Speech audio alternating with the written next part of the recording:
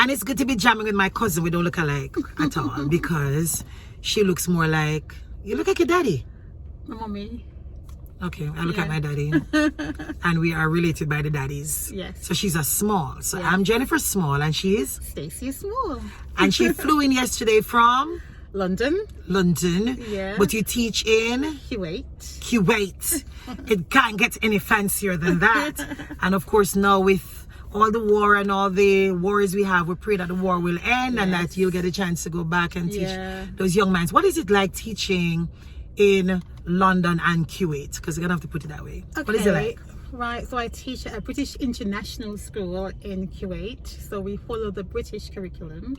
I was trained to teach in England. Yes. So when I made the switch to Kuwait, I was basically teaching the same curriculum. Yes. The stress is less. We have something called Ofsted, which is pretty stressful. It's basically the inspectors who come and put up pressure.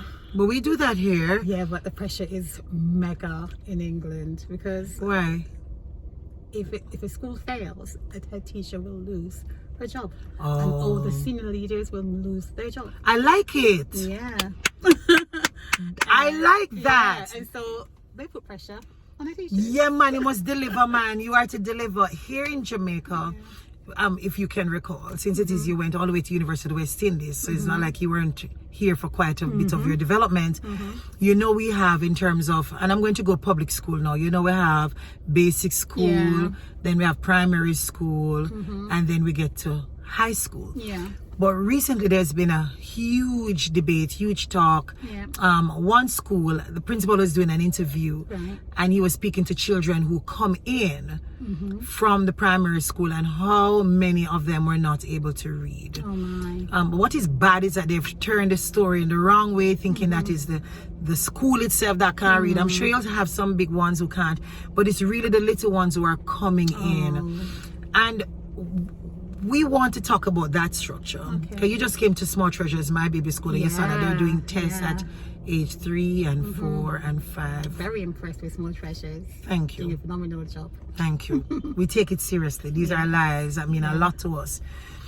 But in Kuwait and in England, if they are not able to read, the matriculation is not at the level it ought to be. How is their transition? Or since you are special ed, you're also a reading specialist, do you pull them, fix them before you send them to the next level? Because that's what happens here. Yeah, we would not expect them to leave primary school not reading at all. It starts as young as your little ones, as Small Treasures. We follow like a very structured, robust phonics scheme that enables them to read. And so you don't have children leaving the primary level who can't read? No, you don't, unless they've got special needs. They don't. And then you don't put them in the public system? They might be below their age-rated expectations. What then do you do if they're below? Well, they'll go into interventions. They'll have interventions to support them, and they'll be more than likely under the watchful care of the special educational needs coordinator for the Senko. I'm a Senko as well. Okay. All right. So all of that is foreign to us, but what we gather, because we're hearing some of it that sound familiar to what we do here, because Ministry of Education, we also have intervention. There's a STEM aspect of it where you pull children, you're supposed to pull them back. You're supposed to ensure that the children are there's proficiency at a particular level before they get to that level, but it doesn't happen a lot to the high school level. Yes, but unfortunately, because our system must push them out, and I want us to stop beating up on that particular high school or other high schools. When they get to grade 6, there's no grade 7. They gotta go. Same in England as well. Gotta go. Yeah, they go to secondary. We don't call it high school, it's secondary school. So it is still secondary level for us. Remember British days and even our government, Westminster system is still trying to change that. But I'm saying we're unkind. And I find that this nation, even laughing at that school, that 60-70% of them can't read. Ooh, that's a high number. It is a high number. But remember, they're not all coming from one school. So it means that what is happening, if a particular principal is crying out, it means that they have, based on their level, they all now pile, they all now group, they all now are placed at a particular institution. Okay. So you understand? Because you definitely can't put some of the students who are not able to read matriculate, you can't put them at a campion, because campion's level is 95 and above. Can't be Arden, which is 90s. It can be your castle, because so you understand? So if those children come in and their percentile was already at 40, 50, the unfortunate thing is that you're going to have a whole group of children who are struggling at that level, which is also awful, which is terrible for the teachers. So we want to get some perspective here. We need to stop laughing at our babies. You need to stop making them feel worse. They want to be bright, they want to be better, but then you don't have the parental support that is supposed to have. That's a big part of it. That's a big part. It's not the school's part. It starts at home. Go do your homework. Come off the road. Don't be going to dance. Okay, there's a dance next door. Cock up your ears or put in earplugs. Be on time. Be on time. Turn up. There's one school I went. The principal is suffering from children who are not in schools, because the parents perhaps want them to go grow, want them to go help them with something. The parents perhaps just think that okay, they're not going. You don't turn up to school. You're missing out. So where are you in that mix? When y'all laugh at that high school, where are the parents in that mix? And then the primary school. You should have pulled them. Like, okay, so you spoke of small treasures. Our babies will not be going through that door unless we test them, ensure they're at a level. And if they're not at that level, guess what? We do at Small Treasures. We call the parents and say, hey, send them to summer school. So give them to us before you give them anybody else. Let us do some more together. Or we surprise the child is on the spectrum. Let us have assessment. Yes. Yeah. And therefore, what is your advice, Stacia Small, to all parents, to schools? So you're going to take me at different levels now. Parents, the primary school where they're coming from, the high school that's going to receive a whole class. It's a big partnership, isn't it? It's a huge partnership, and everyone's got to be a part of the process. I mean, they shouldn't really leave primary school not reading.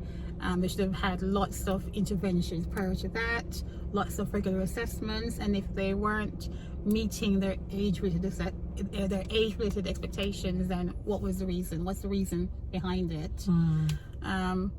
Gosh, I mean, I can talk about what. But the social layers even get worse because they're not going to school because the parents can't afford it, or it's then how do you help that? So and then we have Path. Path tries to get to those needs as well. But it cannot be that we're beating up on a high school because you are inheriting children that you must take because they must be pushed through the system. So therefore it's an ugly cycle that needs all of us. The first support is for you to stop laughing at them. You make it worse. Second support is parents, you got to get involved. Tests is happening, classes are being kept. Ask them what they learn. You don't need to be able to read. You've got to prioritize education. They have to prioritize it and be held accountable for when they're not sending them to school on time. Pull them in. Why is the child late consistently? Why is the child not here? You have to care. You have to care. You've got to nag them. And then they're the same ones who beat them, you know. They beat them hard when they think they're embarrassing them and they don't perform. But all of this support must be a part of the system so that you can get the results you want. And something you're going to show them what the future will look like if their child say, look, your child is in danger of leaving the school without being able to read, and this is what their future will look like. They don't want their future to be bleak. So if you show them but you don't think they know this, They must know. If you not send the picnic to school and the child can't read and can't write, or they're not doing it at the level they should, you know you're going to get a child that is a struggling adult. And that's why I feel it for children, because they're victims of circumstances. They're victims of homes gone wrong. They're victims of an educational system where a teacher, you can know a picnic not reading and you send the child up. No, pull the child back. Care. You know what I used to do when I was at Pembroke Hall? I had Saturday classes for free. They can't afford it. So we have to do more of those things. Yeah. Saturday, I know the Adventists are going to give it to me. Saturday or Sunday, whichever day, I don't care. That is After not a school? school day. After school kind of rough, because then sometimes they come from volatile areas, sometimes they come from areas of concern. You don't want them to be, again, you want to protect the children. You don't want children to be kidnapped. We're afraid of losing our children. So all of those fears come into it, so it's complex. And it's not first world like yours. We're third world, so we have those challenges, those social challenges. I'm just still saying, parents, even if you can't read, tell them to tell you what they learn at school today. Pretend like you understand. All if it don't mean a thing to you, but let them, because that's their way of, if they're bucking and they're stalling, then you know something not right. Let them go read it over and come back to you. You have to be a part of that. And the primary schools, we have to, and I'm speaking to Ministry of Education now, and of course all the primary schools, we can't send them out unless they can read and write. And that's where we need to get. They don't graduate. Absolutely. They use one more year. Let the graduation happens, or no graduation. You can't read and write, no graduation. You're spending one more year, and this year is to work on what it is you're doing. Literacy skills. Reading specialists. Yeah. I mean, everything rests on reading. Everything rests on reading. And maths. And math. And math, of course. And maths. But let's work it together. Yeah. We have to work it together. Big up Miss Kuwait. Hurry up and come on and make a difference here. Yes, please. We need you in Jamaica. Yes. I love the foreign money. So part of why you have more children doing well is not just the money. What do they have in place? So each school has a family support worker, and they track attendance and punctuality. Family support worker. Family support worker. Yeah.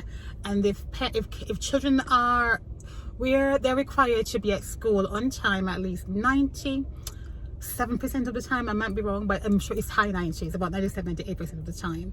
If they drop below that for 1 week, the parents are called in, and they're expected and held accountable for their child's attendance and punctuality.